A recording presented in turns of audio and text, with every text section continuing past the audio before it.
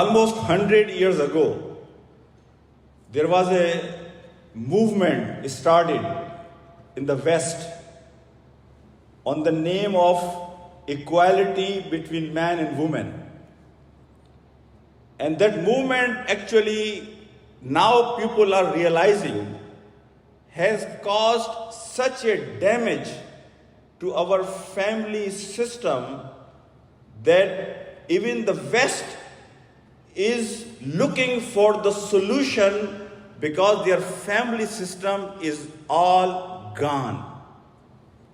In 60s, there was another movement started, movement of nudeness, movement of fahisha, movement of freedom, that anybody can have relationship with anybody any time of their life.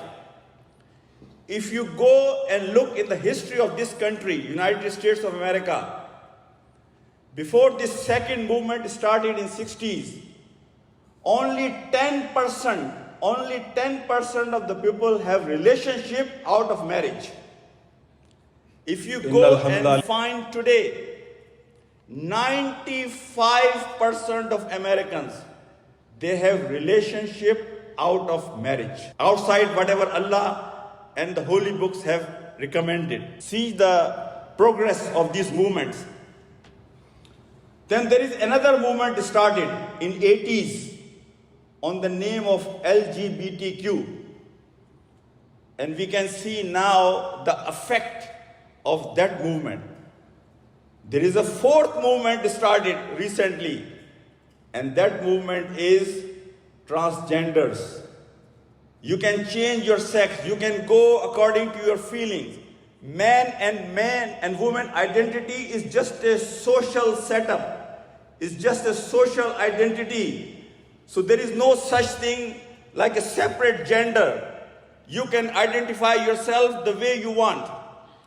To the extent you might have followed, there are court cases in Canada and United States that if a 10, 12, 13-year-old decides that he or she wants to change his body figures from male to female or female to male, because based on the feelings, law is going to allow them to have it done. And if the parents are going to resist, they will lose their parentship. They will lose their right on that child. There is a big shelter, according to the Senate law, has set up in Washington. If these kids, they want to run away from their home, government is going to provide them the shelter. This is just the beginning of this fourth movement. And don't think this is going to die down in 1 year or two. The reason I gave you the reference of the first movement, look what is happening right now. And the second movement of nudeness, look what's happening. Even the animals, they go in hiding. But if you go in Europe, which is more advanced in this, you will see people are intermingling and doing things in public places. So I want to warn Muslim community that, brothers, if we are living in this part of the world, wallahi, we have to realize the dangers coming, they are on their way. So the main thing which I want to ask you, are we ready? Are we ready to face these challenges? We can only face these challenges if, as a Muslim, we keep our bar high. We draw a line. We stand for morals and ethics, because no faith-based community is ready to fight this battle. Most of the Christian groups and Jewish groups, they have already given up. They are looking towards Muslims to take a stand, because this is our basic human right, that at least we can talk about it. At least we can protect our home. At least we can protect our community. For that, the main thing is that our house should be in order. Our house should be in order. And inshallah, this is the focus of my khutbah today, that what can we do to bring our house in order so that we are ready for these challenges, so we can face them, because this is not going to stop. It's going to get worse with time. When I look at our community, wallahi, as a family counselor, I come across everyday situation which could be solved easily, but somehow we act in a very irresponsible way. I see fight between husband and wife, everyday case, fight between children and parents, fight between different brothers and sisters in the community. And you hear week ago, same story week after, and you tell them the same solution. And sometimes you pull your hair and you try to realize, how can I make these brothers and sisters to understand time is running out of our hand, and we are just fighting among ourselves and not ready to face the challenges of tomorrow. My brothers, my job is an-nasiha. Hazrat Saleh alayhi salam, after he advised his nation again and again, they didn't listen. Qawm Samud, when they all died, and Saleh alayhi salam was walking on their dead bodies with some of the companions, he addressed those dead bodies. And Saleh alayhi salam said to them, you people, I was advising you. I was giving you nasiha. I was telling you what is right. But you people, you don't appreciate the person who gives nasiha to you. This deen of ours, about which Prophet Muhammad says, ad-deenu an-nasiha. Deen is all about nasiha. Deen is all about that we are well-wisher to each other. Deen is all about that we are transparent to each other. Deen is all about that we love each other. Deen is all about that we are truthful to each other. Like Prophet says, Al-Hajju Arafah. Hajj is nothing but Arafah. Same way, Prophet is saying, Ad-deenu an-nasiha. Deen is nothing but nasiha, khair khwahi.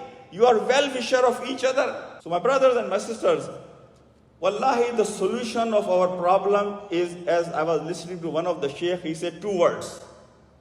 And 2 words are, ittaqullah. Ittaqullah, have fear of Allah subhanahu wa ta'ala.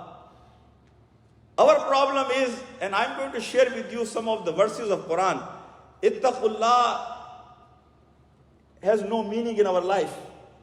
No matter how many times I say, or no matter how many times one say, ittaqullah means nothing.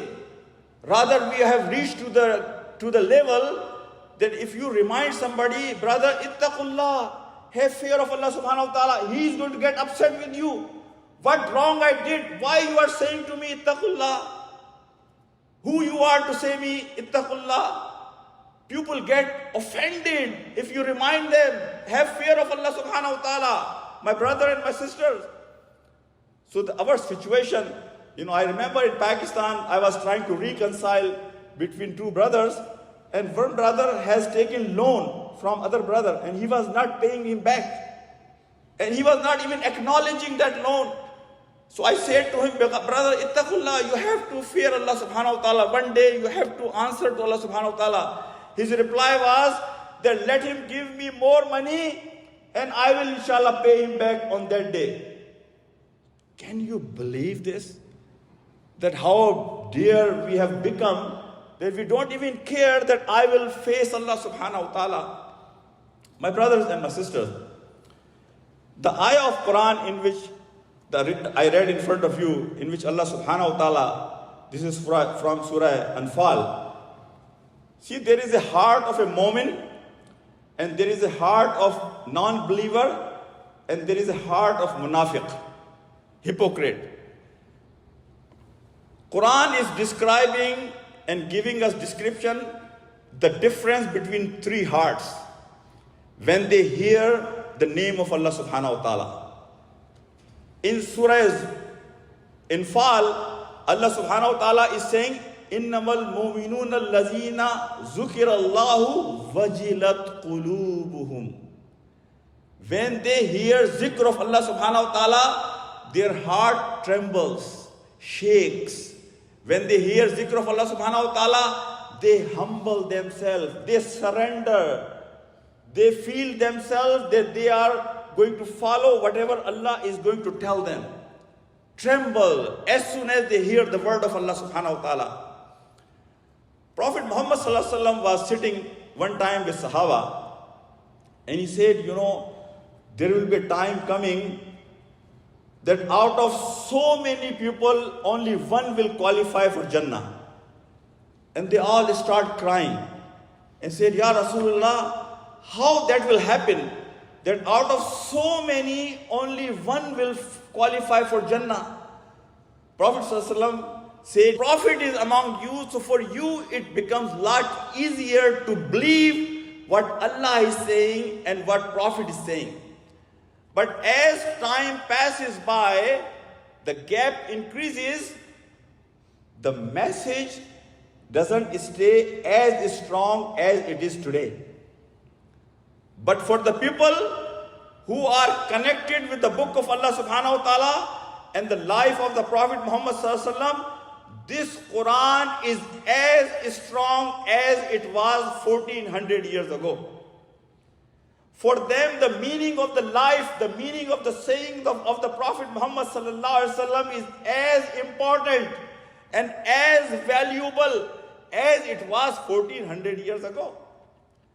You can see brothers and sisters in our communities, brothers and sisters, the only condition is they are still attached with the book of Allah subhanahu wa ta'ala. They are still pondering, contemplating, trying to find the nur, the roshni, the way out from the book of Allah subhanahu wa ta'ala. And the second condition is that these brothers and sisters are in the company of good people who can remind them, who can hold their hand if they go wrong in anything, my brothers and my sisters. So Quran is saying that people of Iman, when they hear words of Allah subhanahu wa ta'ala, their heart trembles. Now let me go in Surah Zumar, in which Allah subhanahu wa ta'ala says, if non-believer, if you mention Allah Wahid, the only one God in front of them, what happens to their hearts? Quran says, وَإِذَا ذُكِرَ اللَّهُ وَحْدَهُ اشْمَأَزَّتْ قُلُوبُ الَّذِينَ لَا يُؤْمِنُونَ بِالْآخِرَةِ. That if you mention Allah Wahid, only one God, in front of them, what happens? Their hearts get filled with disgust. They get uncomfortable. You can see on their face, they don't want to hear this. They don't want to hear what you are saying. You are mentioning one God. They become very uncomfortable. It causes uneasiness. Look at the word Allah subhanahu wa ta'ala. Ashma'azzat qulub. Their heart gets filled with disgust. There is a very serious thing which I want to mention about this ayah.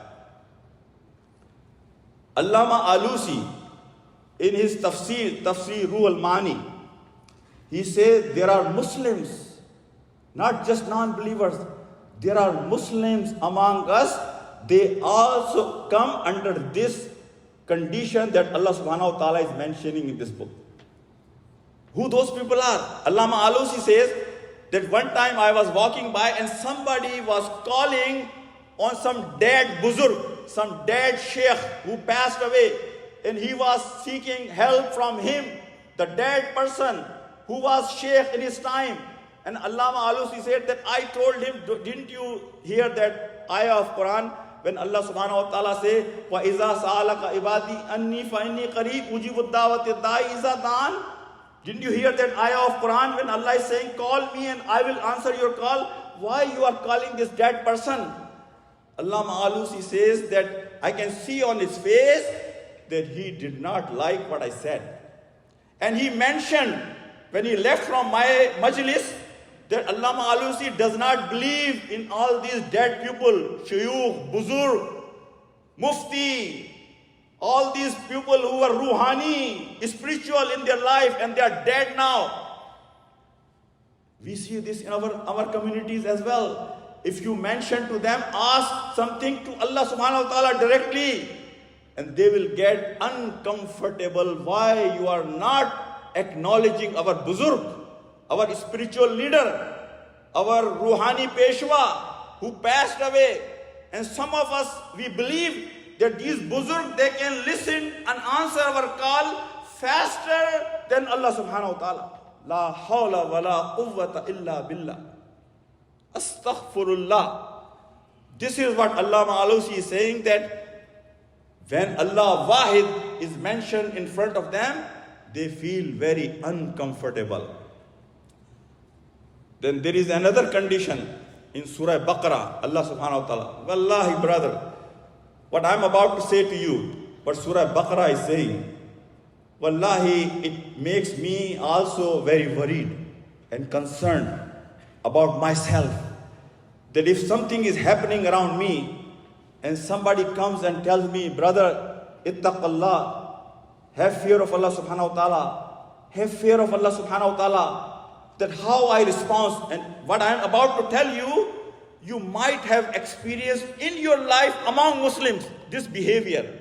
When Allah subhanahu wa ta'ala is saying, أَخَذَتُ الْإِزَّةُ بِالْإِسْمِ فَحَسْبُهُ جَهَنَّمْ وَلَا بِئْسَ الْمِهَادُ. When you will tell them, ittaqullah, have fear of Allah subhanahu wa ta'ala, their arrogance, their ghurur, their takabbur will take them for more sin. If you remind them, brother, it's not good to hear music, they will say, let's make it more louder. Brother, you are not supposed to watch what you are watching on the screen. You will see them, akhazatul izzatu bil ism, because of their arrogance, their arrogance will take them more towards sin. You know, Urdu mein use kehte hain na, had dharmi. They become more arrogant. If you mention it to them, have fear of Allah subhanahu wa ta'ala. This is the condition of munafiqeen. But we should examine our iman, where we stand. If command of Allah subhanahu wa ta'ala comes in front of me, and I say, no, I will still continue what I am doing, wallahi, then I should question my iman. I should question my belief in Allah subhanahu wa ta'ala. The Quran is very clearly saying their arrogance, because from inside they feel like, I don't have to listen to him. I don't care what he is saying. I will continue doing what I am doing. My brothers and my sisters, I pray to Allah subhanahu wa ta'ala that He gives us tawfiq, that we can work on our iman. And we can, until and unless we will work on our iman, and until and unless we will increase our bar of our morals and values and ethics, our homes will not be safe from this flood of immorality and indecency on its way. It's not going to leave any house alone. It's going to go in every house. So we have to make sure that our house in order. Hazrat Umar radiyallahu ta'ala anhu said, sometimes, I feel like Hazrat Umar, look at his wisdom. He said, I doesn't get deceived from someone's prayers and fasting. If you want to pray, pray. If you want to fast, fast. But if he cannot uphold himself on the amana, the trust somebody has put on him, then he has no deen. Our family is a amana of Allah subhanahu wa ta'ala. Our family is a amana of Allah subhanahu wa ta'ala. And we will be answerable on one day to Allah subhanahu wa ta'ala about our family. And I'm going to share with you 2 ahadith. Those are really very scary ahadith.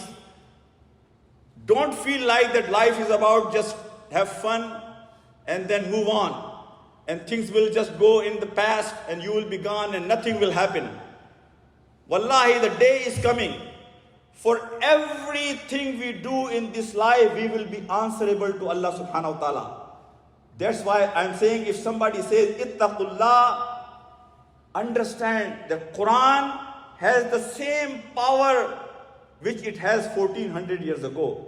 And the saying of the Prophet ﷺ are as valid as they were 1400 years ago.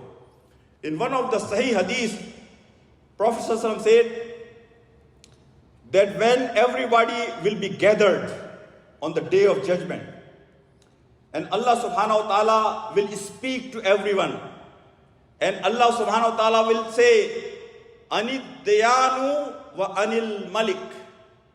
I am the judge and I am the Malik, I am the king. And person who is in the front and person all the way in the back will be able to listen and hear to Allah subhanahu wa ta'ala very clear. And then Allah subhanahu wa ta'ala will say, even the people of Jahannam will not go in Jahannam until and unless he will pay back the amana of the other person. Even if it's just one slap, one thappad, he has to pay back before he will go in Jahannam. Sahaba asked Prophet ﷺ, Prophet ﷺ, you said these people will be the people who will be barefoot. These are the people, they will be naked. These are the people who will be uncircumcised. And Prophet ﷺ used another word. That word was bohma. These people, bohma. Bohma is a broken person. He has no money. He has nothing in his hand. So Sahaba asked how he is going to pay back. Prophet ﷺ said, the currency of that day is your hasanat. Your hasanat and your sayyi'at. That will pay back. And then Prophet ﷺ said, even person who is going in Jannah, he will not go in Jannah until and unless he will pay back the right of other person. My brother, another hadith in which Prophet Muhammad ﷺ says, when people will be passing over Pul Sirat and there will be Anbiya, they were standing in between two corners of Pul Sirat. And all the prophets were saying, Allahumma sallim sallim. Ya Rab, save us from this destruction. Prophet ﷺ says, Allah will bring two raham and amanat. Raham and amanat. He will bring two and he will release them. And they both, raham is your family, your kids, husband, wife, parents, and amana, the trust people have put on you. These both will be standing, whatever shape Allah will give them on that day, and they have to witness that this person who is walking over Pul Sirat has fulfilled his raham responsibility and he has fulfilled his amana.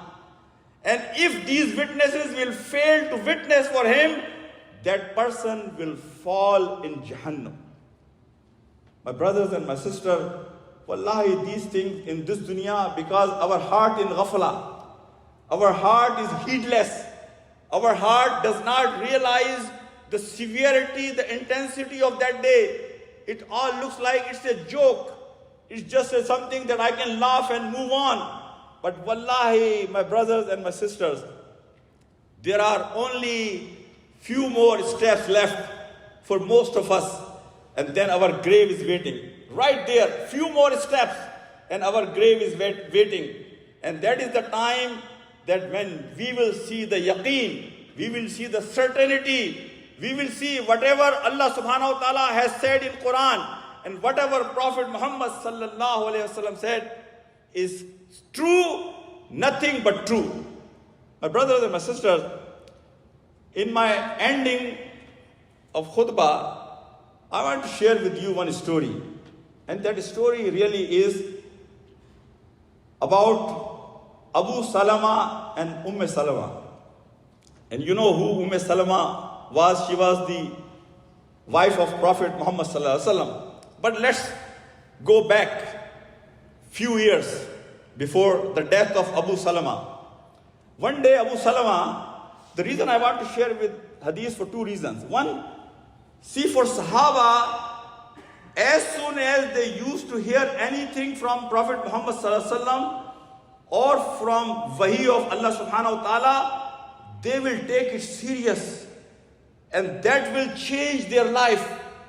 One day Abu Salama was sitting in the Prophet's company and he heard one hadith and he rushed towards his home and he said to Umm Salama, I heard something from Prophet Muhammad sallallahu alaihi wasallam today. Wallahi, this is better than having red camels. Red camels in Arab, you know, that was the most precious thing in their time. But Abu Salama is saying, what Prophet has said is better than whatever this world contains. Salama said, what did Prophet said?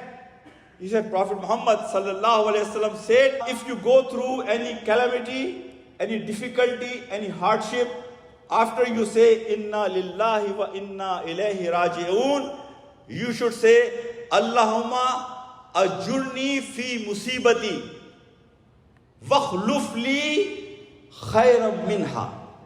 Ya Rabbul Alameen, whatever calamity, difficulty I am going through, give me reward of that. Wakhluf li khayran minha. And grant me something which is better than this. Grant me something which is better than this. After a few months, what happened? The battle of Uhud happened, and after that, Abu Salama passed away. Salama remembered this hadith of Prophet Muhammad sallallahu alaihi wasallam. And when Abu Salama passed away, her husband passed away, she said, I raised my hand. And I was asking Allah subhanahu wa ta'ala, Ya Allah, what she was asking Allah subhanahu wa ta'ala after Inna lillahi wa inna ilayhi raji'un, Allahumma ajurni fi musibati. Ya Allah, grant me reward for this musibah, this calamity, hardship I have gone through. And look at what Salama said. Say, as soon as I was about to say rest of the hadith, wakhluf li khayran minha, and grant me something better than this, I stopped, I passed, and I thought that who can be better than Abu Salama for me? Can you imagine that the wife is saying about her husband after his death, that who could be better than Abu Salama? Who could be better than my husband? Or if the wife passed away, the husband is saying, who could be better than my wife? My brothers and my sisters, we want that kind of family living in this part of the world or anywhere in the world. If we want to face the challenges of tomorrow, wallahi, this is very easy to fix. Very easy to fix. If we all fear Allah subhanahu wa ta'ala, that one day, whatever I will say, whatever I do with my family, I will be answerable to Allah subhanahu wa ta'ala. I better put my act together. I put my house in order so that I will be able to face Allah subhanahu wa ta'ala.